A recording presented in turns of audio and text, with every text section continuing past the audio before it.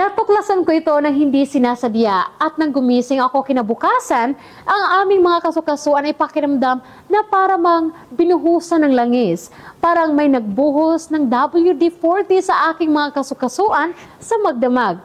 Bago noon, nasubukan ko na ang lahat ng luya, turmeric, collagen, regular glucosamine. Minsan, medyo umaabala, minsan hindi. Halos tanggapin ko na ito ay hindi normal sa pagtanda.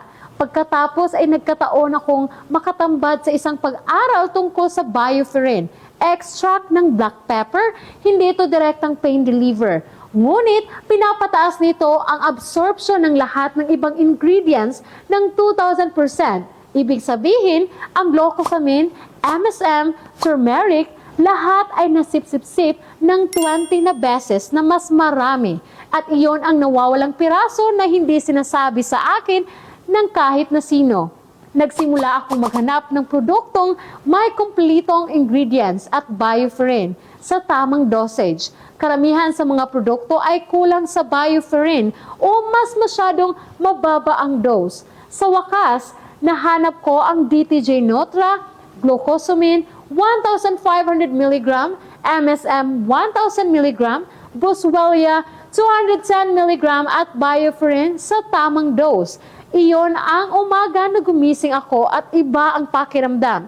Hindi instant na himala, ngunit pagkatapos ng 10 to 14 days, mas malinaw kaysa sa anumang nasubukan ko dati. At iyon ang naintindihan ko na ang bioferin ay tunay na gumagawa ng pagkakaiba. Ang produktong iyon ay tinatawag na DTJ Nutra. Ang link ay nasa aking bio kung nasubukan mo na ang maraming bagay na walang epekto, ang nawawala sa iyo ay maaaring bioferin lamang. Talagang bagay sa mga taong laging nakatayo ang DTG Nutra tulad ko. Night shift nurse ako sa New York, tuloy-tuloy ang palalakad ko sa hospital, masakit ang sakong ko at pa matagal nakatayo umaabot ang sakit hanggang tuhod. Pauwi sa umaga, hindi ako makatulo ng maayos dahil nananakit ang mga paa ko. Binigyan ako ng doktor ng pain reliever pero pag ininom ko, bumibilis ang tibo ng puso ko kaya natakot ako. Lumipat ako sa DTG Nutra ni Dr. Jane at sa day 3-4 malinaw na nabawasan ang heel pain. Sa day 8, natapos ko ang 4-hour night shift.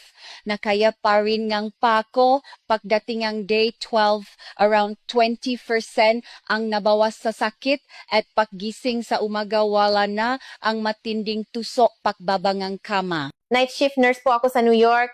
Dahil madalas akong nakatayo kay masakit ang tuhod ko buong duty, pag-uwi sa gabi may dull pain pa rin. At maraming gabi na hindi ako makatulog dahil sa kirot ng tuhod. Binigyan ako ng doktor ng pain reliever pero kapag iniinom ko, bumibilis ang tibok ng puso ko at napapagod ang katawan ko. Lumipa ako sa paggamit ng DTG Nutra ni Dr. Jane at talagang gumaan ang pakiramdam ko. Sa ika-4 na araw humupa ang sakit at pagkatapos ng 12 araw halos 80% ang nabawas, hindi na masakit ang tuhod ko kahit matagal nakatayo at mahimbing na ang tulog ko buong gabi. 2 capsules bawat araw, walang side effects at very bagay para sa mga nagtatrabaho nga shift tulad ko.